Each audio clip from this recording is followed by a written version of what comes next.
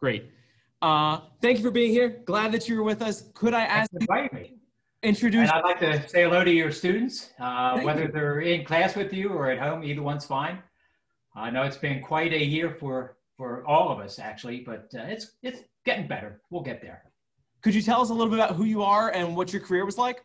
Okay. Yes, I'm a retired 8th grade science teacher. Grew up outside of Philadelphia, a place called Ambler, Upper Dublin. Went to school in Upper Dublin. My original schooling was very unremarkable. In fact, I like to think of it as hands-off science. But I was always building things, tearing things apart, seeing how they operate. Eventually decided, looking around what I wanted to do, and my mother was a teacher, so I decided to, I liked that idea and working with people and so forth. So I went to Bloomsburg, got my teaching degree there. But the funny thing was that I got a degree in general science, but biology was my interest at that time. So I was looking around for a biology job somewhere and didn't get one, but there was an offering for teaching middle school physical science. I figured I'd give it a try.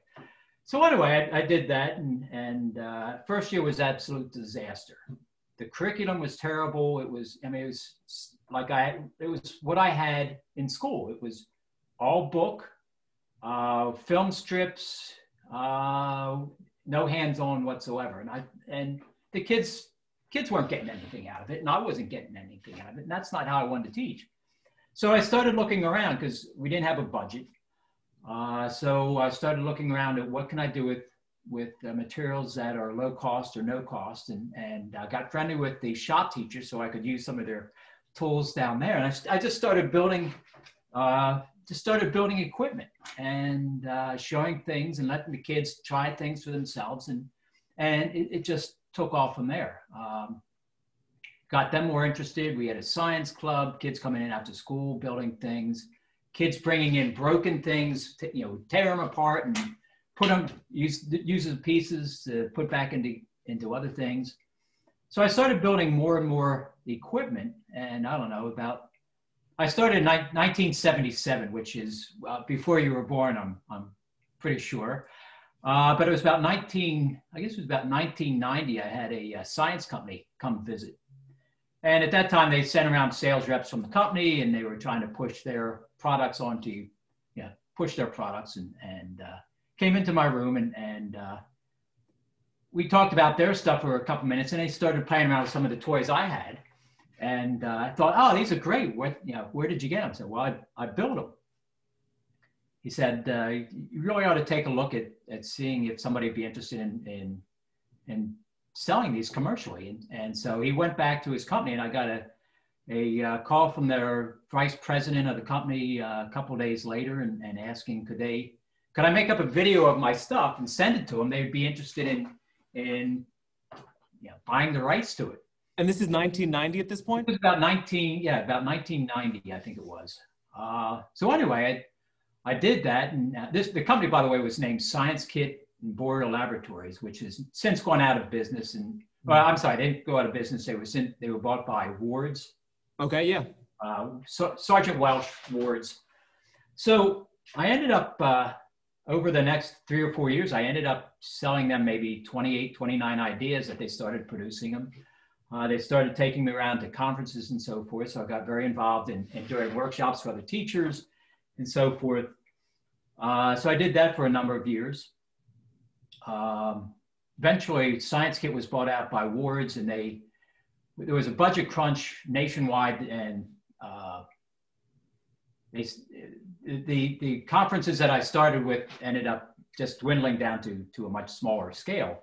So eventually they didn't have the money to do that anymore, but I did it on my own for a while. So from there, I ended up continuing doing workshops, and I'd go to workshops, and I'd load up my car with everything I could pack in there. And so I'd take in 50, 60 demonstrations and only get to about 20, 25 of them.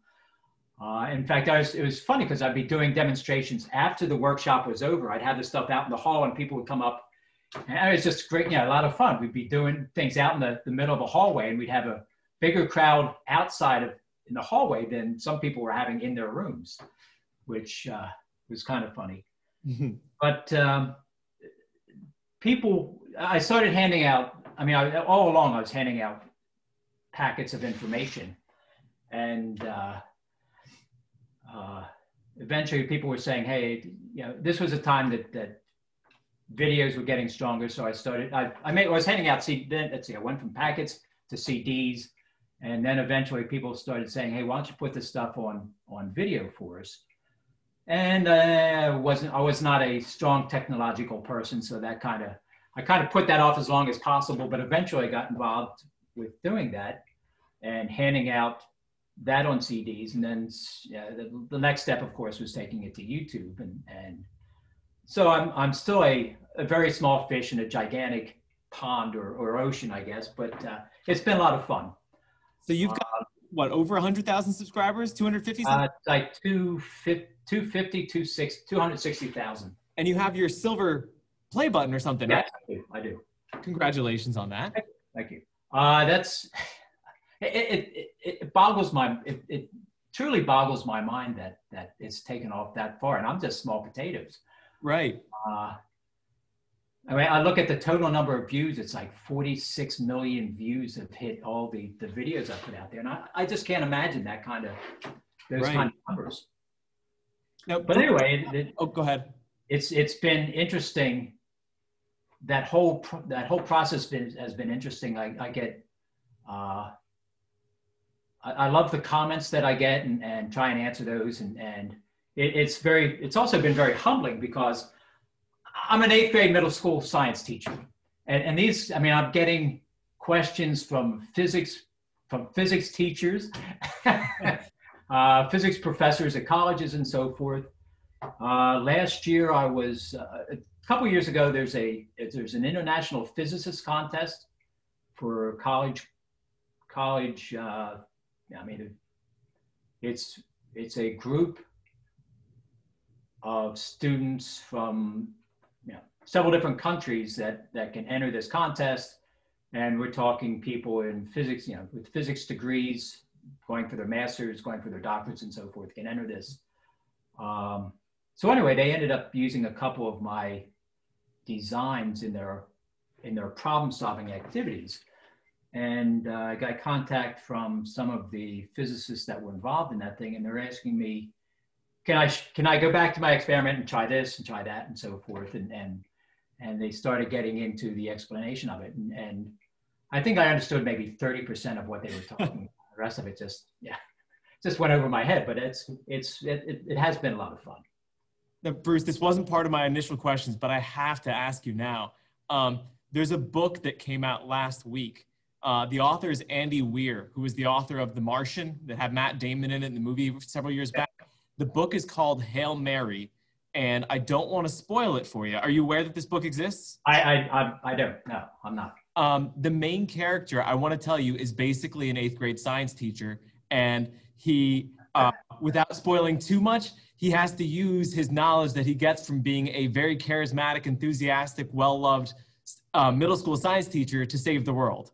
And it's totally accurate science. Like, as a science teacher, you're really going to appreciate the research that Andy Weir, the author, does to really faithfully represent the science. But you are effectively the main character. And I believe the movie rights have already been purchased. And I think Ryan Gosling is supposed to play the lead role. Well, I'm definitely going to have to look for that. That sounds like something that's a must read for me, I guess. I think you'd have a lot of fun with that. But I'll go right on to my next official question on here for it, because this is where we get into some hopefully fun stuff, illustration-wise. You've recently been showing some fun principles of fluid dynamics with your compressed air jet. I usually show Bernoulli's principle with a much broader and I think slower source of airflow, but not something nearly as focused as what you've been using. Could you explain the physics principles or just any of the science principles behind this, I believe, Coanda effect? Okay, well, I guess it starts with the basics of Bernoulli's principle and the fact that as air is moving, it produces or it decreases the pressure against another area. So I'm sure you've done things like blowing air across a piece of paper or something like that, and it lifts up because of the greater pressure underneath the paper versus the decreased pressure above it. So what I've done the same thing as you have, where I'm just doing basics in class. But eventually I started playing around with that idea of the screwdriver, and that held me for a while. But I figured if a screwdriver can float, there's got to be other things out there. So I started looking around and found there's just tons of stuff. In fact, that air compressor that you have, or the air driver that you have, is, let me go off camera for 1 second. I'm going to get my small shop vac. And so I'm going to try some of the things that I might be able to do with that you could probably do in your classroom. Perfect. I'll float something real fast for this while you get your stuff. Okay. So with this one here, what we've done in the past is on a small scale, you can take this little globe right here, and it's going to be super loud when I turn it on. But on a small scale, this makes sense when it floats, air is up and gravity is down. But the demonstration really comes here, where it's on a bit of an angle. And then you have, turn it off. It gets fun because you have your gravity down, air this way, and it's the pressure differential that has to keep it in there, the difference in pressure. But that's small scale, and that's for this, and that, like, I can reason that out. I can do a free body diagram of why that does work. But I feel like part of what you've done with the baby doll, with the screwdriver, that there might be something more than just basic pressure differential going on. Well,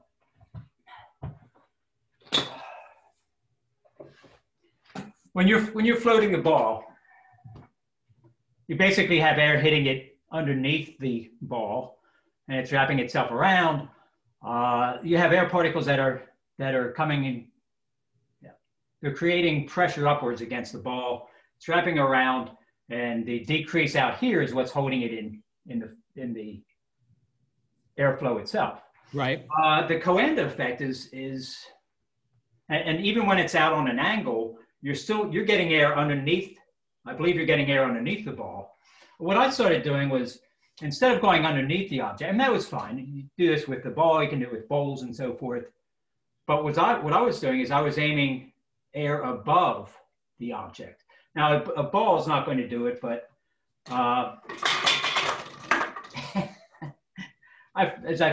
found all sorts of objects that the air comes up, and because it's a smooth surface, it wraps around the object. The Coanda effect is actually the air following the smooth surface. And what it's doing is it's creating a decrease in pressure above the object.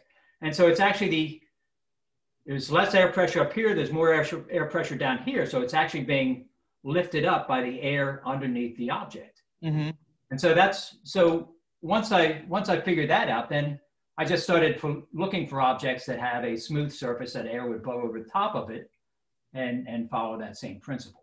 So how smooth do you need? Would something like, is this something like, I mean, I have a handful of objects that I grab myself to think about. What would you recommend given my air source that I might try? We have the same.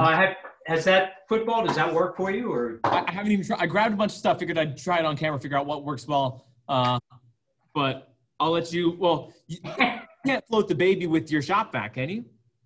Actually, a small one I can, yes. Really? I have a almost 2-year-old son, so he doesn't have any baby dolls laying around. Okay, well, my smallest one is this one. I got this at a Dollar General store. Okay. $1.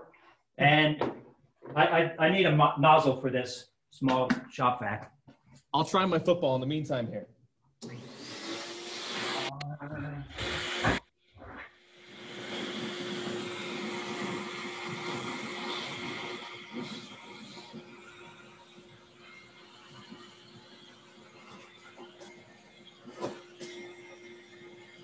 Okay, so now square objects or sharp edge objects aren't going to work for you. Okay. It needs a smoother. Now, I can't find the nozzle that goes with this, but I'll see if I can.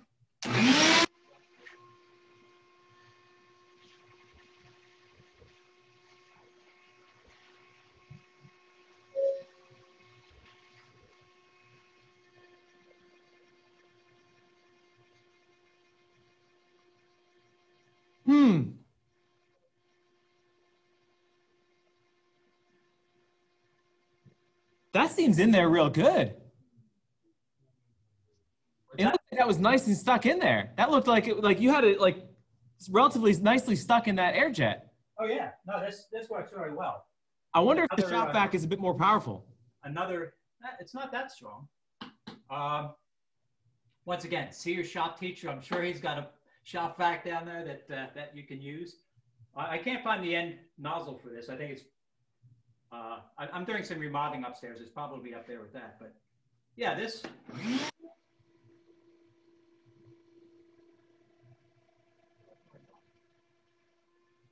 Amazing.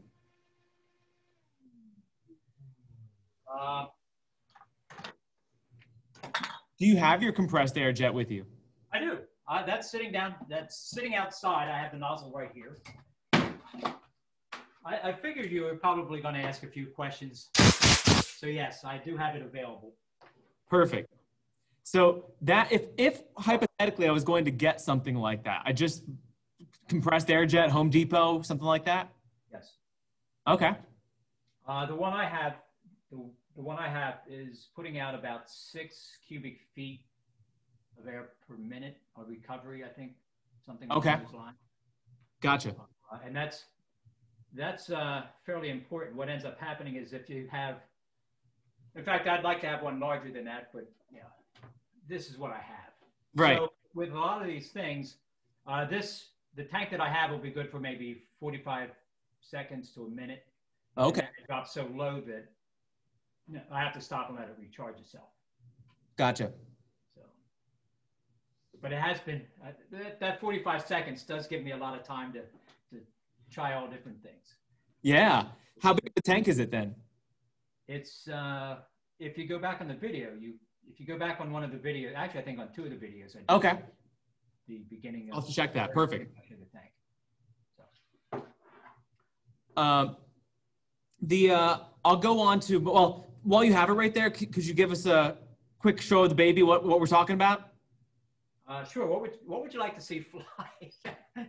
Well, whatever you think is, whatever works best for that there. I know you've shown stuff previously, but just since we're at it there. Baseball bat, plastic baseball bat. Let me try the smaller one. That's probably going to be easier to see. Sure. Awesome. Of course, my favorite's got to be the baby doll. It just looks so good.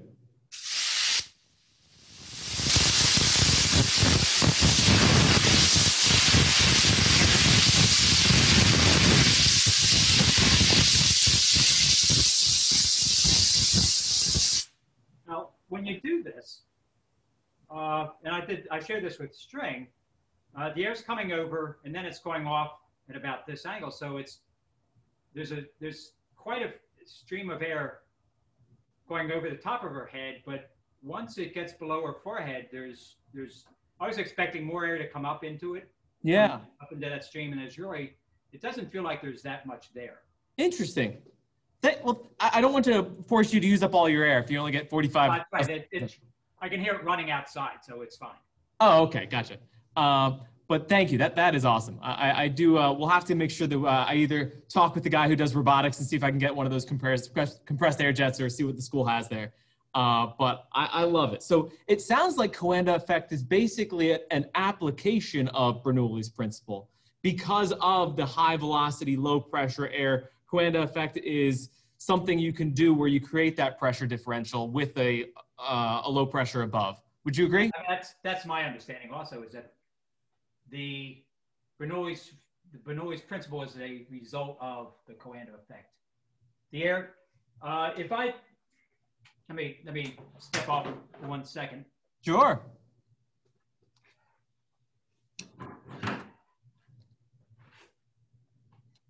Okay, so if I tried something, in fact, you were doing it also, or I could do it just with this can.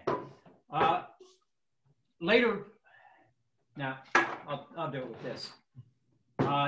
If I blow this air across this edge, the air is going up, hitting this edge, and then continuing up straight up. It's not bending around it. It's got to be a smooth surface. And that's what the Coanda effect is. It's that smooth surface that allows either a gas or a liquid to follow it. If it's not smooth enough, then it just breaks away from the surface and you don't get the results. You don't get it doesn't allow the Bernoulli effect to kick in to actually change the pressure. Got it. Thank you. That's awesome. I have some new things to start sampling out. I won't create too much of a scene here. I've got all these objects that maybe I'll try later on. I've got an interesting array. But I'll go on to my next question for you, just to be respectful of time here.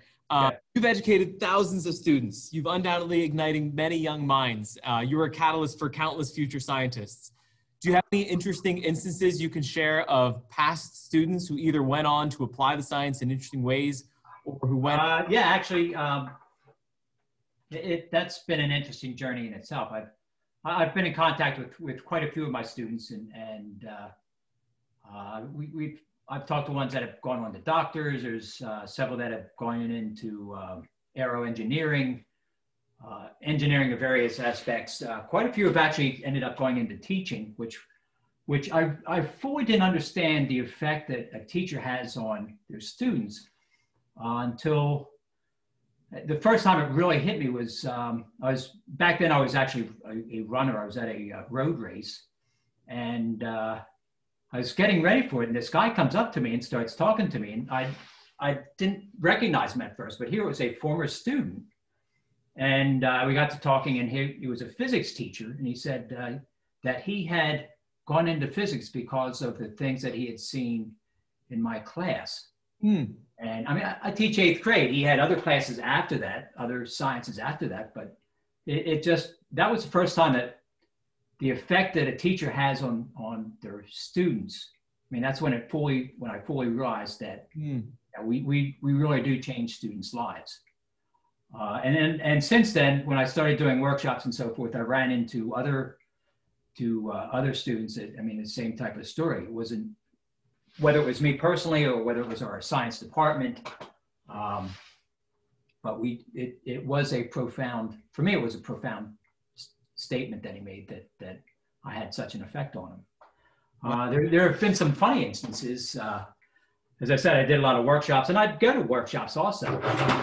One of the funniest instances I had was I went into a workshop, and the guys up there doing demonstrations, and they looked awfully familiar. And then he started handing out packets of information. Well, I get the packet of information, and I look through it, and I'm thinking, man, this looks familiar. It was identical.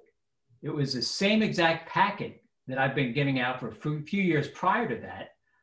So he had erased my name, put his name on it. Oh, no. The same, it was all the same information.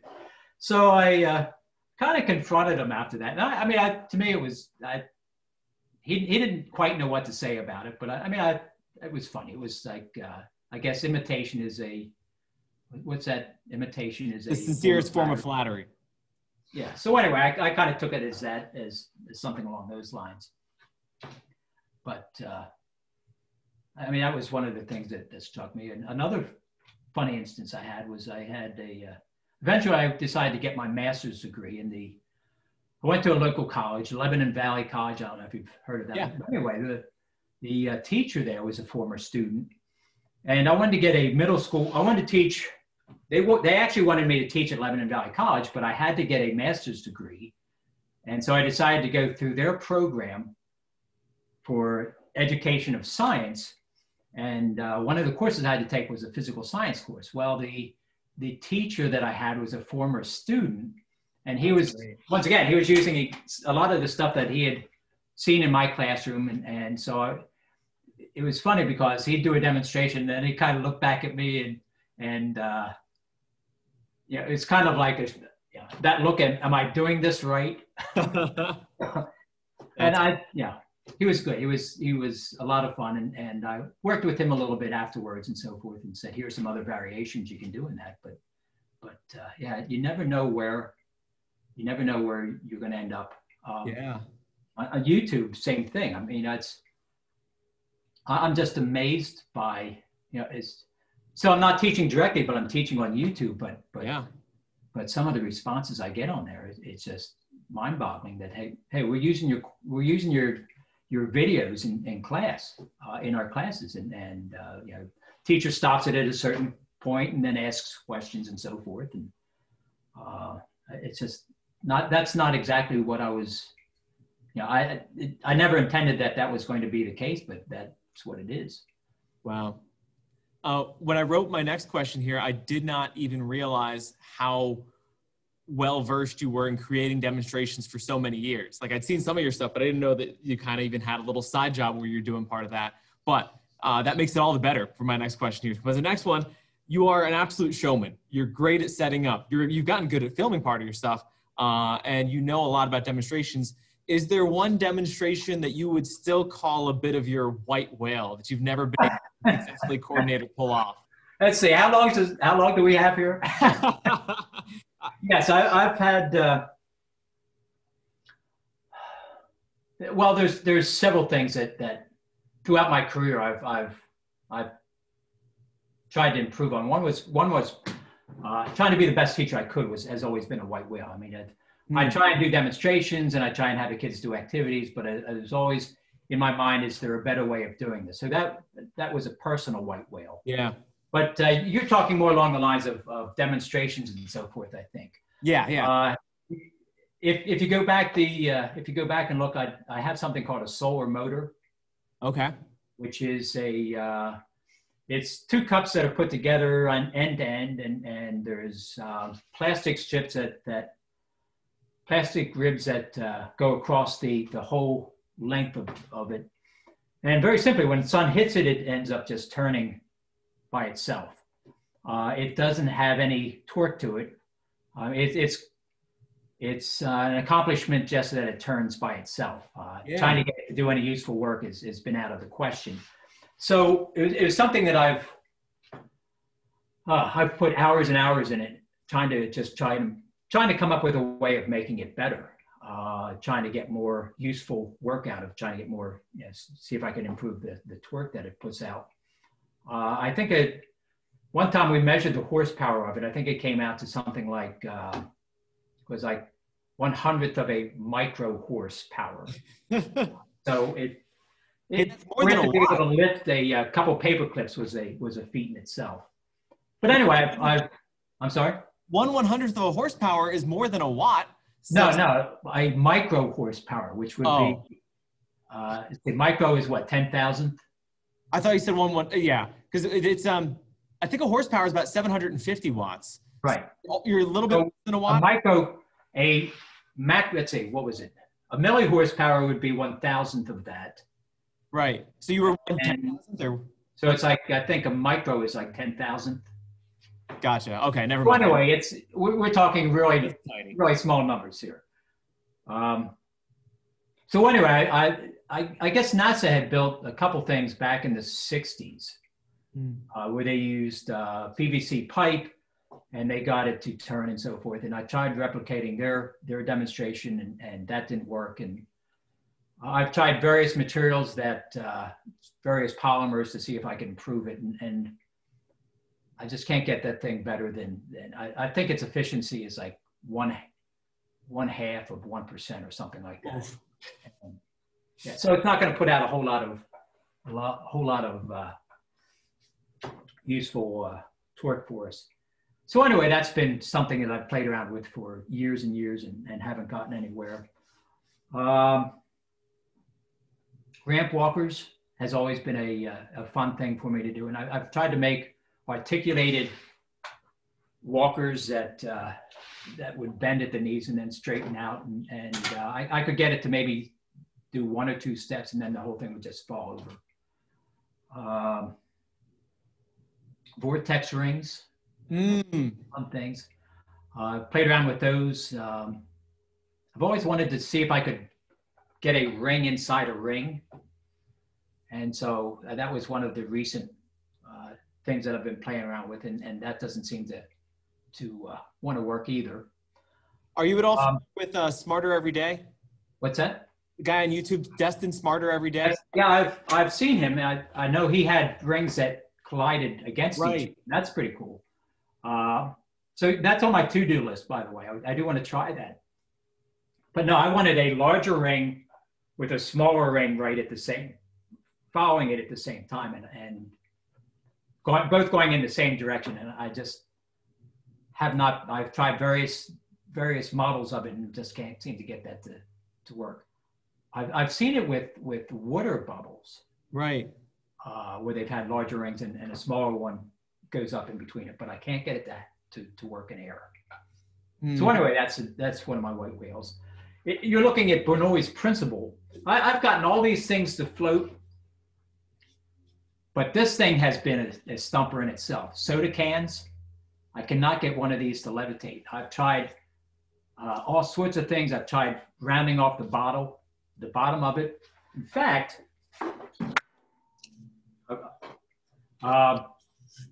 funny thing is, I can't get this to float, but this beer can. Yeah. I took a stick and rounded off. Can you see the? Yeah, I can. Yeah. Okay, so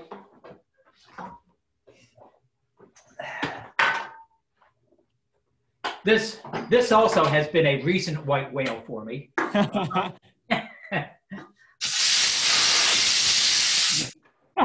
that doesn't work. It never came down. Stuck on the ceiling.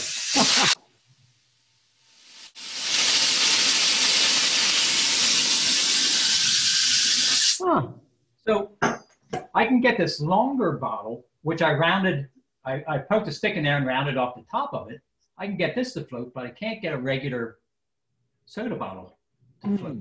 You know, I've tried it with air going underneath it, and no matter what happens, I can't get it to levitate. So that's been another one. Gotcha. Well, with the Vortexes, because I was just working with this world-class fluid dynamics company, I should reach out to them because they have a ton of experts, even physics experts, and they work with fountain and fluid displays. I wonder if they've ever looked into Vortex stuff, or if they would have more info on that. That's interesting. The ring inside a ring sounds really, really cool. Well, if you get any information, I'd love to hear about it. Perfect. That's been something that I've tried and just haven't had any success with it. And there's other ones. The pickle light. Have you ever done the lighting up a pickle? Okay. Yeah. Okay. So you do it with pickles, and it's a sodium that's lighting up. But I always liked the idea of seeing if I could use other salts to get a blue light instead of an orange yellowish light or red or something like that. So I've got pickles soaking over in various containers to see if I can make something other than the sodium results. Awesome. So, and like I said, I could give you a whole list of things that would take. Well, this is already great. Thank you. I only have one last question. That's my official ones for you here, because I do want to be respectful of your time. I appreciate this. Thank you. But my last one here says you've been teaching for 41 years, or you taught for 41 years, and you're still teaching now on YouTube, just in a different way, but you had your own classroom for 41 years. Do you have a favorite physics or just general science principle that you wish more people knew about? That's probably the toughest question you're asking me. Too many favorites? Favorite principle. Let me think about that. I do have some ideas here. Okay, if we're looking at principles themselves, I mean, I worked with 8th graders, so when they came into my room, there was a lot of misconceptions that would drive me crazy, like the idea of gravity versus. I mean, kids would come into my room thinking that it was the atmosphere that holds us on the earth. If we go in a room if we took all the air out of a room, we'd start floating. I mean, that.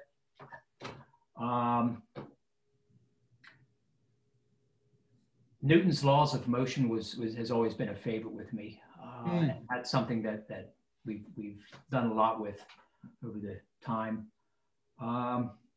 There are some more serious issues. The scientific method, something that I think that we need to stress a little bit harder. And it's not just for science. I mean, it is a problem-solving way of getting to a conclusion, but it doesn't have to necessarily apply to science by itself. It can apply to other problems or other situations.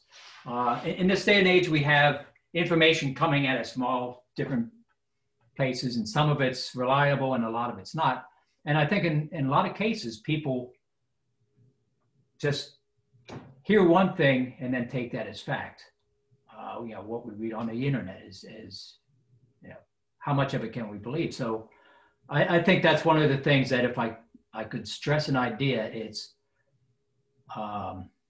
it's that whole train of don't accept the idea for yourself. Look into, if it's in science, do some research, do some testing before you come up with a conclusion as to what you think or what you believe. So that's an area that I think has bugged me, and I like to see people train themselves better to be logical. Metric system. Once again, it drives me crazy. I've used both systems, and if I'm doing woodworking, I actually prefer using the metric system rather than inches. I mean, 3/16. Let's see. I need something half of that, so I got to. What is that? 5, 6, 32nd. I mean, it just drives me crazy. I can't understand why we haven't changed. Back in the 60s, there was some effort. Or no, I guess it was in the 70s. There was some effort to make the change, and it just fell through. And so we're still stuck with inches and feet and yards. Don't even remember there's some other strange units in there that nobody ever uses, but they're still there. So I don't know. I appreciate you about the scientific method there. My wife and I will talk about like data literacy and just like making sure that people can understand, test the information put before you. Put it before, when you need to learn more about something, just applying a scientific method to everyday life, to what you read, to research into something truly, not just read it and take it. I think that's great advice. That's definitely something that is very, very useful. I like it. Thank you. I really appreciate you taking the time out of your day there and to answer some questions for my students. That's fun. I enjoy doing this kind of thing. It's always nice to reach out and talk to other people rather than converse over the internet just by answering questions. So this is good. If you have any more questions, you're certainly welcome to get back to me, and I'd like to hear more about the fluid dynamics. If you come up with any more interesting ideas or anything, I'd certainly like to hear about them. Sure thing. Anything else you want to know about, or I think any more demonstrations you want? I think you've given us a breadth of great stuff and things to work off of, and I appreciate your time. Thank you again. I'm going to hit end record for just a second here.